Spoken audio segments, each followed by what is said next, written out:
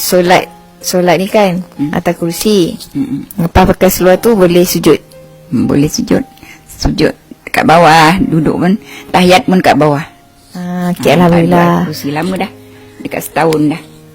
Okay. Nak tanya, hari tu pergi haji kan? Tanya Hajah.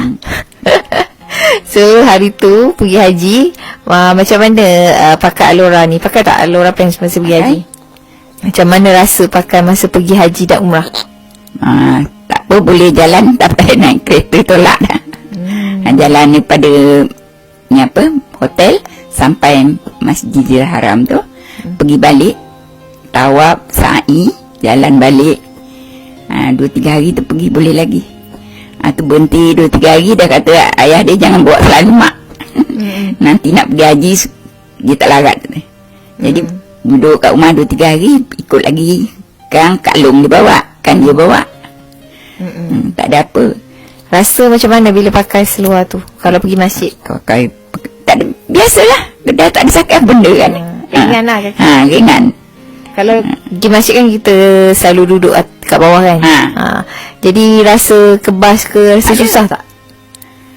Cuma dia sebelah sini kaki ni kita tak boleh buat timpuh ni, nak adu menyandor orang kat sebelah. Sebelah kan, belah kiri ni. Pasal di bawah ni agaknya dia dah tegang urat. Sini aje lah, kaki ni aje dia.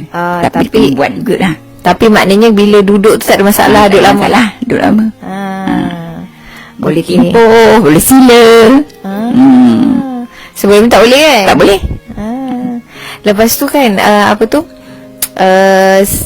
selain daripada pakai Alora pants tu, ada pakai apa lagi? Stokin lagi? Pakai apa? Scarf kepala lah. Kepala. So kalau scarf kepala tu apa yang best? Dia kalau kita sakit kepala pakailah. Tapi mata kalau perit, taruh dah sampai sini. Tutup.